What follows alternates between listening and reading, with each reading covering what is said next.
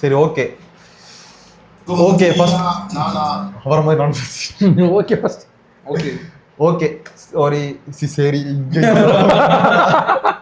छोटा भीम छोटा भीम छोटा भीम छोटा भीम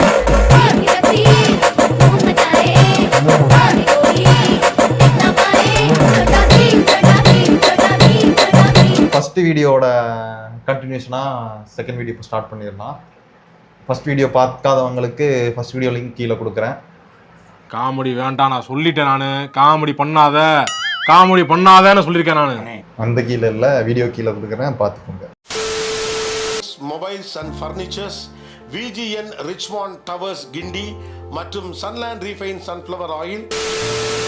அதுவும் ஃபேமிலியாக செஞ்சோம். அம்மா அப்பா ஒய்ஃபு எல்லாம் சேர்ந்து பண்ணோம். அம்மா அப்பாவுக்கு முடியலை. சரி இதுக்கு மேலே வேணாம் தான் க்ளோஸ் பண்ணிட்டேன். எவ்வளோ லாஸ் ஆச்சு? 10 லட்ச ரூபாய் லாஸ். எனக்கு 1.5 லட்ச ரூபா தான் முதலீடு. நீங்கள் அப்படி தான் சொன்னாங்க ரீல்ஸில். ஆனால் 10 லட்ச ரூபாய் இழுத்து விட்டேன். அது எப்படி கொஞ்சம் கொஞ்சமாக அதிகமாச்சு? 1.5 லட்சம் கொஞ்சம் கொஞ்சமாக அதிகமாக சார். ஃப்ரான்ச்சைஸிக்கே 4.25 லட்சம் கொடுத்தோம்.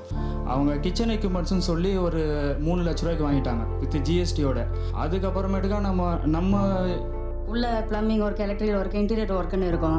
டேபிள் சேர் வாங்கி போடணும், ஸ்டாக் வாங்கி போடணும், போய்கிட்டே இருக்கும். அது கையிலேருந்து போய்கிட்டே இருக்கும். வந்து சப்போர்ட் பண்ணுன்னு கேட்டதுக்கு வந்து பார்த்துட்டு லொக்கேஷன் சரியில்லை, நீ வேறு லொக்கேஷன் மாற்றுன்னு ஈஸியாக சொல்லிட்டு போகிறாங்க. ஃப்ரான்ச்சைஸ் எடுக்கும் போதே அவங்க கொடுக்க சொல்கிறது என்னென்னா, நாங்கள் லொக்கேஷன் நாங்கள் பார்த்து தான் ஓகே பண்ணுவோம், அப்போ தான் நீ வைக்கணும்னு சொல்லுவாங்க. சரி, அவங்க தான் பார்த்து ஓகே சொன்னாங்க. இப்போ வந்துட்டு லொக்கேஷனை நீ மாற்றுன்னு சொல்கிறாங்க. லொக்கேஷன் மாத்திரம் ஓகே. அதுக்கப்புறம் என்ன சொல்கிறாங்க, நீ டீ காஃபி வரலையா ஜூஸ் கடை போட்டுக்கோனே. கருப்பட்டி காஃபின்னு போர்டை போட்டு நான் எப்படி ஜூஸ் கடை போட முடியும்? அதுக்கு நான் தனியாக வச்சுட்டு போயிருப்பேனே. அந்த கருப்பட்டி காஃபி ஷாப் வைக்கிறது நான் தனியாக வச்சிருந்தனால மொத்தம் 5 லட்ச ரூபாய் சூப்பராக வச்சிருக்கலாம். அவங்ககிட்ட கொடுத்து ஏமாந்துட்டேன். எல்லாம் அவன் பார்த்துப்பா. ரொம்ப நன்றி.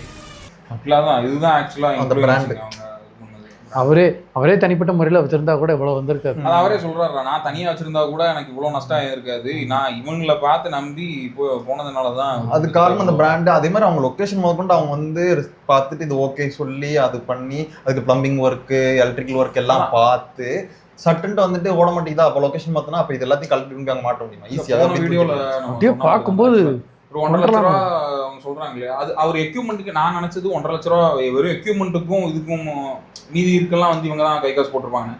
ஆனா 3 லட்ச ரூபா சொன்னதுல இருந்தே ஒரு 50% அதிகமா தான் அவங்களுக்கு 4 லட்ச ரூபா பிரான்ச்சைஸ்க்கு கொடுத்துன்னு சொல்றாரு. அதுல 3 லட்ச ரூபா எக்யூப்மெண்ட் வாங்குறதுக்கு அவங்க சொன்ன அந்த 1.5 லட்ச ரூபா அவங்க வந்து இந்த காப்பி தூளை எடுக்கவும் பாலை ஊத்தவும் அவங்களோட பிசினஸ்க்காக கூட இருக்கலாம், அவனோட வருமானத்துக்கு கூட இருக்கலாம்ல, லாபத்துக்கு. ஆமா, என்னோட பிரான்ச்சைஸ் அப்படின்றப்போ அதோட ப்ராஃபிட் மீன்ஸ் அந்த பிராண்ட் நான் உனக்கு கொடுக்குறேன் அப்படின்றதுக்கான அந்த பிராண்டுக்கான 1.5 லட்ச ரூபா. நீ ஒரு பிரான்ச்சைஸ் கொடுத்தா நீ லாபம் இல்லாம கொடுக்க மாட்டில. அந்த மாதிரி அவங்க லாபத்தோட வாங்கிக்கிறாங்க. பிராண்டுக்கு 1.5 லட்ச ரூபா. ஆனா அந்த பிராண்டுக்குமே ஒரு சில இடத்துல தான் வேல்யூ, எல்லா இடத்துலயும் இது வேல்யூ கிடையாது. நாதாரி பாதே எச்சக்கால முண்டமே.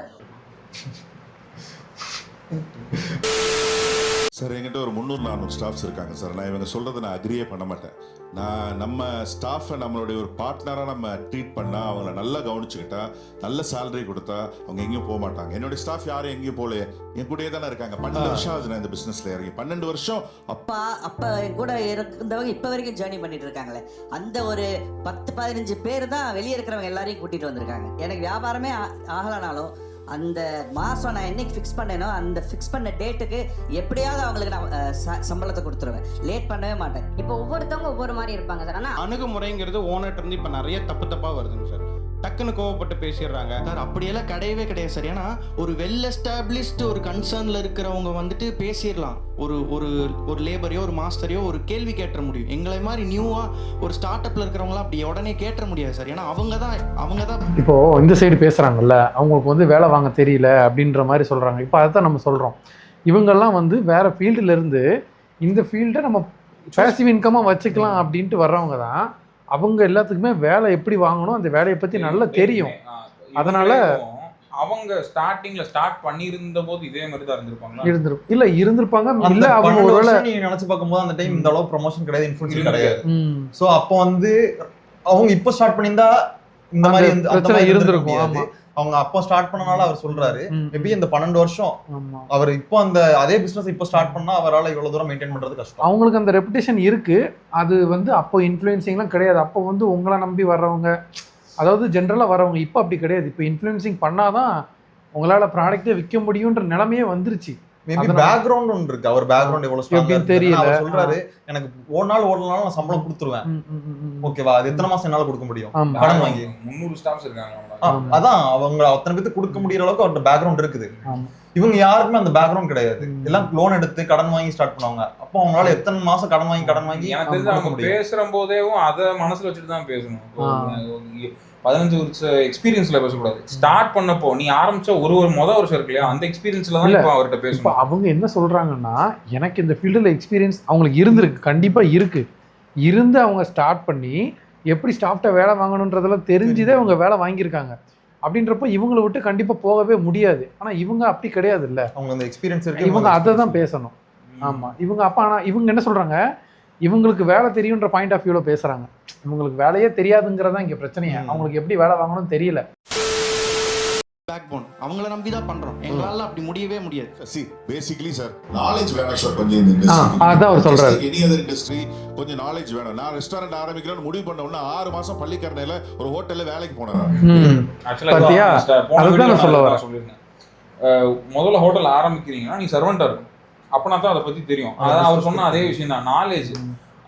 நீ சர்வெண்டா இருக்கும்போதே உனக்கு தெரியும் லைனுக்கு என்ன வேணும் அப்படிங்கறத. நம்ம லைனுக்கு மீட்டு தானே கிரிஞ்சுங்க, கிரிஞ்ச் ஆஃப் தி இயர் உங்களுக்கு அவார்டே தரலாங்க. எப்படாங்கண்ணே சூப்பர் கிரிஞ்சு, இந்த மாதிரி கிரிஞ்சு நான் பார்த்து வரலாங்க. ஆனா டைம் இல்லை. 4 பிசினஸ் ஒரே நேரத்துல நீ வேலை பார்க்குற, சைட்ல ஸ்டார்ட் பண்ற. அப்போ அதோட ரிஸ்க்கை நீ வந்து உணரல. அந்த எக்ஸ்பீரியன்ஸ் எனக்கு வேணும், அதை நீ கத்துக்காம நீ ஸ்டார்ட் பண்ணது ஓன் தப்பு. இந்த ஆசையை இன்ஃப்ளூயன்சர் யூஸ் பண்ணிட்டு உங்களை தலையில மிளகா அரைச்சிட்டு போயிடுறாங்க. அவ்வளவுதான், மாங்கான்னு சொல்ல வந்தேன். சரி, ஓகே. அந்த டைமிங்ல வந்துட்டு இந்த மேன் பவர் ஏஜென்சி கிடையாது, இந்த பிரான்சைஸ் கொடுக்கறது கிடையாது, ரீல்ஸ்ல போட்டாதான் இது வந்துட்டு ஓடும் அப்படிங்கிறது கிடையாது. அந்த டைம்ல வந்துட்டு உங்களுக்கு வந்து கரெக்டான ஒரு 15 பேர் கிடைச்சாங்க, கரெக்டா அது போச்சு. இப்போ ரீசன்ட் டைம்ல வந்துட்டு இந்த பொண்ணு சொல்றதும் கரெக்ட் தான், அது நம்ம பேசியாச்சு. பிரான்சைஸ் கொடுக்குறவரா அப்போ நீங்க தான் ஃபர்ஸ்ட் பேசணும். As a franchiser, franchisee partner, நாங்கள் ஒரு பிஸ்னஸ் மாடல் கிரியேட் பண்ணிக்கிறோம். அந்த மாடலில் தான் நம்ம சேல் பண்ணுறோம். அவங்களோட ரோல்ஸ் அண்ட் ரெஸ்பான்சிபிலிட்டிஸ் இருக்குது, எங்களோட ரோல்ஸ் அண்ட் ரெஸ்பான்சிபிலிட்டி இருக்குது. ஸோ மேன் பவர் சோர்சிங்கில் மாஸ்டர், ஹெல்ப்பரு, கிச்சன் அசிஸ்டன்ட், இந்த 3 சோர்சிங் நாங்கள் ப்ரொவைட் பண்ணுவோம். மார்க்கெட்டிங் பண்ணுறப்போ இப்போ இனிஷியலாக பார்த்தீங்கன்னா ஃப்ரான்ச்சைஸ் ஃபீனு 3 lakhs சார்ஜ் பண்ணுறோம். செட்டப் காஸ்ட்னு தனியாக இருக்குது. அது வந்து ஷாப்போட சைஸை பொறுத்து எல்லாமே மாறும். பொருட்களை நீங்கள் கொடுக்கிறீர்கள், ஆனால் அந்த பொருட்களின் விலை மார்க்கெட் விலையை விட அதிகமாக இருக்கிறது. அப்போ எனக்கு கட்டுப்படி ஆகலைங்கிற. சார் நாங்கள் அந்த மாதிரி பண்ணுறது இல்லைங்க சார். அதிகமாக வச்சு கொடுக்குறவங்க இருக்கிறாங்க, அதை அக்செப்ட் பண்ணிக்கிறேன். இல்லைங்க, நீங்கள் ஒரு ஃப்ரான்ச்சைசர், ஃப்ரான்ச்சைசி சக்ஸஸ்ஃபுல்லாக இயங்கணும்ல. ஓகேங்களா, பொருளை வந்து இவங்க பெரும்பாலும் விற்கிற பொருள் ஒரு டீ கடைக்கு 10 ரூபா விற்கிற ஒரு டீ கடைக்கு எதுக்கு ஃப்ரான்ச்சைஸ் 5 லட்ச ரூபா கொடுத்து இன்டீரியர் டெக்கரேட் பண்ணிட்டு கடை வாசல்ல பெருசா போடுவாங்க டீ 10 rupees ஒன்லி. ஒரு 20 ரூபாய்க்கு அந்த டீயை வித்தாதான் அவங்களால காஸ்ட்டை எடுக்க முடியும். ஆனா அவ்வளோ பெரிய கடையை இவங்க 5 லட்சம் ரூபாய் பொருளுக்கு அட்வான்ஸை வாங்கிட்டு, ஆனா நீ 10 ரூபாய்க்கு வித்துக்குன்னு சொன்னா ROI வராது. ஸோ இந்த ஃப்ரான்ச்சைசி மாடல்லே பெரிய ஃப்ளா இருக்கு. இந்த ஃப்ரான்ச்சைசி கரெக்ட் தான். டீ கடைக்கு எதுக்கு இவ்வளவு பெரிய, இவர் இங்க உட்கார வேண்டிய ஆள்ரா, மாத்தி இந்த இடத்துல உட்காந்துருக்காரா? இல்ல, ஒரு டீ கடை நம்ம சின்ன வயசுல இருந்து பார்த்தா டீ கடை, அதுல ஒரு பாய்லர் இருக்கும், ஒருத்தர் அப்படிதான் ஒரு மாஸ்டர் இருப்பாரு. டீ குடிக்கிறது இதெல்லாம் ஃப்ரான்ச்சைஸ், அவர் சொல்றது கரெக்ட் தானே. மாடல் சார் சொன்ன மாதிரி நான் கண்டிப்பாக அக்செப்ட் பண்ணிக்கிறேன். இது வந்து ஒரு பெரிய போகஸான ஒரு மாடல் தான். இது ஏன் ஃப்ரான்ச்சைசி கொடுக்குறாங்க அப்படின்னு பார்த்தீங்கன்னா, அவங்களுக்கு பண்ண தெரியாமல் இல்லை, அவங்க க்ரீமை மட்டும் எடுத்துகிட்டு தலைவலியெல்லாம் ஃப்ரான்ச்சைஸிட்ட தள்ளி விட்டுருவாங்க. அவங்க வந்து ராயல்ட்டி வாங்கிக்கிறாங்க, அவங்க பிராண்டை எக்ஸ்பேண்ட் பண்ணிக்கிறாங்க. பட் இப்போ கஷ்டப்படுறவங்க, இன்வெஸ்ட் பண்ணவங்க எல்லாமே இவங்க. ஒரு பர்டிகுலர் ஸ்டேஜுக்கு மேலே அவங்களுக்கு எந்த சப்போர்ட்டுமே அந்த பிராண்டுக்கிட்ட இருந்து வராது. இவங்களால நடத்தவும் முடியாது. டேர்ம்ஸ் அண்ட் கண்டிஷன்ஸை ரொம்ப இம்போஸ் பண்ணுவாங்க. இதை தான் பண்ணணும், இதை செய்யக்கூடாது, இதை மாற்றக்கூடாது, இதுதான் வெண்டர், இதுதான் ப்ராடக்ட்னு. ஸோ இப்போ இவங்க சொல்ல மாதிரியான இந்த இந்தியன் பிராண்ட்ஸ் இந்த இன்டர்நெட் பூமுக்கு அப்புறம் வந்தது. ஒரு 170 years அந்த ஃப்ரான்ச்சைஸ் கான்செப்ட்ன்றது இருக்கு சார். இந்த இன்டர்நெட் பூமுக்கு அப்புறம் தான் இந்த குட்டி குட்டி ஃப்ரான்ச்சைஸ்லாம் பயங்கரமாக எவ்வளோ ஆகுது. காரணம் இந்த மார்க்கெட்டிங் அப்படிங்கிற விஷயம் எல்லாருக்கும் போய் சேர்ந்து பிசினஸ் பண்ணணும்னு யோசிச்சாலே ஈஸி டு அடாப்ட் பிசினஸாக இன்னைக்கு எது மாறுதுன்னு கேட்டால் ஃப்ரான்ச்சைஸ் மாறுது. பட் ஆனால் இந்த மாடல்லையுமே ஒரு ஃபார்முலா ஒன்று கொடுக்குறாங்க, ஒரு SOP அப்படின்ற விஷயம் கொடுக்குறாங்க. இந்த பிசினஸ் எடுக்கக்கூடிய ஒரு 1000 பேர்ல டேட்டா எடுத்தீங்கன்னா ஒரு 700 பேர் ஜெயிக்கிறாங்க. இல்ல புரியல இருக்கு. என்ன 700 பேர் ஜெயிக்கிறாங்கிறதுக்கு என்ன டேட்டா இருக்கு? சரி, இன்னைக்கு இருக்கக்கூடிய நான் டிராவல் பண்ணிக்கிட்டே இருக்கேன். ஒவ்வொரு பிராண்ட்லயும் நீங்க டிராவல் பண்ணதை வச்சு உங்க கண்ணில் ஜெயிச்சவங்க தான் தெரிவாங்க. நான் அதுக்கு எதுவும் அஃபிஷியல் டேட்டா இருக்கான்னு கேட்கறேன். எல்லாம் கருவச்சில தான் இருக்கு. ஆக்சுவலாக ஃப்ரான்ச்சைஸ் மாடலே வந்து ஒரு எம்எல்எம் கான்செப்ட் தான். அதில் வந்து நீங்கள் ஒரு 5 லட்சம் ரூபா கொடுத்து நீங்கள் ஒரு ஃப்ரான்ச்சைஸ் வாங்குறீங்கன்னா அதில் 10% அவங்களுக்கு கிடைச்சா போதும். மொத்தமாக அடிச்சிட்டாங்க. ஆக்சுவலாக அவன் இருக்கான், ஆக்சுவலாக டார்கெட் பண்ணிட்டாங்க எல்லாரும். இன்க்ளூசிவ் க்ரோத்துக்கு எதிரானவர்கள் அல்ல, ஆனால் கொஞ்சம் ரைட்டான மாடலை ட்ரை பண்ணுங்கன்னு சொல்ல வரேன். என்னன்னா தோசை ரிப்ளிகேட் பண்ணுறதுக்கு ஒரு ஃப்ரான்ச்சைசி மாடலாம் தேவையே கிடையாது. நம்ம வந்து எம்என்சிக்கு வக்காலத்து வாங்கலை. பட் இந்த ஐடி மக்களே வந்து இன்னும் கொஞ்சம் ஓன் பிராண்டை நீங்கள் ஒரு கார்பரேட்ல கொண்டு வந்த நாலேஜை நீங்கள் இந்த மாதிரி ஃப்ரான்ச்சைசி கொடுக்குற கம்பெனிஸை கொஞ்சம் அனலைஸ் பண்ணிட்டு நீங்கள் இறங்கலான்றதான் நம்ம ஒரு சஜஷனாக வைக்கிறோம். 1.5 லட்சம் ரூபாய் அது நீங்க தானா சார்? 1.5 லட்சம் ரூபாயில மொத்த கடையை நாங்கள் செட் பண்ணி கொடுத்துருவோம்னு சொன்னது அவர் தான். இல்ல சார் அது உண்மை. நான் காட்டுட்டுங்களா உங்க ரீல்? சார் எடுத்து காட்டலாம், தாராளமா காட்டலாம். சார் உண்மையை மறைச்சிருவாங்க சார், அப்படியே மேலோட்டம். 3 லட்சம் ரூபாய் இன்வெஸ்ட்மெண்ட்ல ஸ்டார்ட் பண்ண முடியும்னு தான் சார் சொல்றதுங்க. சார் அப்படிதான் சொன்னாங்களே. 1.5 லட்ச ரூபாய் நீங்கள் இன்வெஸ்ட் பண்ணீங்கன்னா மாதம் 1 லட்ச ரூபாய் எடுக்கலாம்னு சொன்னாங்க. நான் வச்ச ஏரியாவில் இன்னொருத்தர் ஃப்ரான்ச்சைஸ் எடுத்து வச்சாரு. அவர் 3 மாதத்தில் காலி பண்ணார். பக்கத்து ஏரியாவில் ஒருத்தர் வச்சார் 6 மாதத்தில் காலி பண்ணார். இப்போ தாம்பரத்தில் ஒருத்தர் வச்சார், பெரிய பிராண்டு, 200 மேலே அவுட்லெட் இருக்குன்னு சொன்னாங்க. அவரும் 3 மாதத்தில் காலி பண்ணார். நான் பார்த்த இடம் எல்லாமே காலி பண்ணிட்டு தான் இருக்கிறேன். நான் சொல்லிகிட்டே இருப்பேன். அவரோட ஏரியா தான். நான் அதே மூங்கில் ஏரியா, அதே பம்மல்ல தான் நான் இருக்கேன். அவர் நல்ல தம்பி ரோடுன்னு சொல்றாரு. அதுல ஒரு 200-300 வீட்டில் தான் இருக்கேன். நான் சொல்லக்கூடிய அதே பிராண்ட் பார்த்தீங்கன்னா அதே ஏரியாவில் 4 கடை இருக்கு. இன்னைக்கும் அதே 4 கடைகள் சக்ஸஸ்ஃபுல்லாக ரன் ஆகிட்டு தான் இருக்கு. சில ரூல்ஸ் இருக்குல்ல, இவ்வளோ ஸ்கொயர் ஃபீட் அந்த கடை இருக்கணும், அது இப்படி இருக்கணும் இருக்குல்ல. அப்படி இல்லாமல் நீங்கள் அப்படி அட்ஜஸ்ட் பண்ணி கொடுக்குறீங்க. இவங்களும் விற்பனை பண்ணக்கூடிய இடத்துல இருக்காங்க, பிராண்ட் மேலேயும் பிரச்சனை இருக்கு. அப்போ நீங்கள் கொடுக்கல உங்களுக்கு தெரியும் இந்த ஆள் தோத்து போயிடுவாருன்னு. மாட்டினாடா மானஸ்தன். அப்போ ஃப்ரான்ச்சைஸருக்கு எந்த பாதிப்புமே இல்லைல்ல? இல்ல, இன்னைக்கு ரியாலிட்டி படி பார்த்தா இல்ல சார். இன்னைக்கு இருக்கக்கூடிய அப்புறம் எப்படி இது ஒரு ப்ரொஃபஷனல் மாடல்னு சொல்ல முடியும்? ஆக்சுவலாக ஃப்ரான்ச்சைசி கொடுத்து அவர் அதில் பிஸ்னஸ் நடந்து உங்களுக்கு லாபம் வந்தால் அந்த மாடல் இஸ் ஐடியல். ஆனால் ஃப்ரான்ச்சைசி கொடுக்குறதே லாபம் நீங்கள் போனீங்கன்னா தொடர்ச்சியாக இருக்க முடியாதுல்ல. அப்போ அது எம்எல்எம் தான். அதாவது ஃப்ரான்ச்சைஸ் கொடுக்குறவன் அவன் ஒரு பிராண்ட் செட் பண்ணிட்டான், அதை ப்ரொமோட் பண்ணுறான், ஓகேவா? அவனோட பிராண்டை வச்சு விற்கணும்னு பிஸ்னஸ் பார்க்கணும்னு பார்க்குறான். அவன் சைடு தப்பு சொல்ல முடியாது. அதே மாதிரி ஆனால் அவன் கொஞ்சம் நியாயமாக பண்ணுறது நல்லது. அவனை நம்பி வராங்கன்றப்போ, அந்த பிராண்டுக்கு நம்பி வராங்கன்றப்போ அவங்களுக்கு கொஞ்சம் லாயலாக இருக்கிறது அவன் சைடு பண்ணுற ஒரு நல்லது. அவன் அதை சேஞ்ச் பண்ணணும். அதே மாதிரி எடுக்கிறவங்க டைரெக்டாக போய் எடுத்து அதில் விழாமல் கொஞ்சமாச்சும் அனலைஸ் பண்ணி அந்த ஒர்க்கை பற்றி தெரிஞ்சுக்கிட்டு அதுக்குள்ளே இறங்குறது அவங்க சைடு பண்ண வேண்டிய ஒரு விஷயம். அதில் இன்னொருத்தர் சொல்லியிருப்பாரு, ஆக்சுவலாக உங்களோட கார்பரேட் பிரெயின் அதை கொஞ்சம் யூஸ் பண்ணுங்க. யோசிக்க முடியாமல் இல்லை, ஆனால் உங்களுக்கு யோசிக்க முடியாமல் அப்படி இல்ல, செகண்ட் பிசினஸா தான் ஸ்டார்ட் பண்றீங்க. உங்களுக்கு ஆல்ரெடி ஒரு சோர்ஸ் இருக்குல்ல, அப்ப ஏன் அதை பத்தி யோசிச்சு ப்ராப்பரா அனலைஸ் பண்ணி அதுல இறங்கலாம்ல. ஆனா நீங்க ஒன்னு ஸ்டார்ட் பண்றீங்கன்னா அதை அனலைஸ் பண்ணி அது உங்களுக்கு செட் ஆகுமான்னு தெரிஞ்சுக்கிட்டு பண்றது உங்களுக்கு பெட்டர்.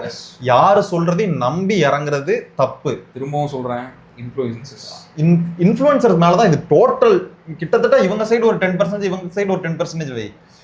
மிச்ச 80% வந்து இன்ஃப்ளூயன்சர்ஸால தான் பாதிக்கப்படுறாங்க. மண்டை கழுவிடுறாங்க, ரொம்ப மண்டை கழுவிடுறாங்க. கன்க்ளூஷனாக என்ன சொல்கிறேன்னா, இன்ஃப்ளூயன்சர் வந்து இதை திரும்ப திரும்ப பண்ண தான் போகிறாங்க. அதனால் நீங்கள் உஷாராயிக்கோங்க. உங்களை நம்பி மட்டும் இறங்குங்க. நீங்கள் தெரிஞ்சால் மட்டும் இறங்குங்க. ஃப்ரான்ச்சைஸ் நம்பி போக வேண்டாம். அடுத்த ஆள் கொடுக்குறாங்க, அதாவது 1.5 லட்சத்தில் இன்வெஸ்ட்மெண்ட்டு, 3 லட்சத்தில் இன்வெஸ்ட்மெண்ட், நீங்கள் 10 லட்சம் எடுக்கலாம், 15 லட்சம் எடுக்கலான்றதெல்லாம் ஏமாத்து வேலை தான். உங்களை நம்பி இறங்குங்க, அவ்வளோதான். சதுரங்க வேட்டை படத்தில் சொல்கிற மாதிரி தான், ஏமாறுறவங்க இருக்கிற வரைக்கும் ஏமாத்துறவன் ஏமாத்திக்கிட்டே தான் இருக்க போகிறான். ஸோ நீங்கள் தான் கொஞ்சம் யோசிக்கணும், சிந்திக்கணும். Directed by H Vinoth. அப்புறம் நானா யாரையும் தேடி போய் ஏமாத்தல, ஏமாற தயாரா இருந்தவங்களுக்கு ஒரு வாய்ப்பு கொடுத்தேன்.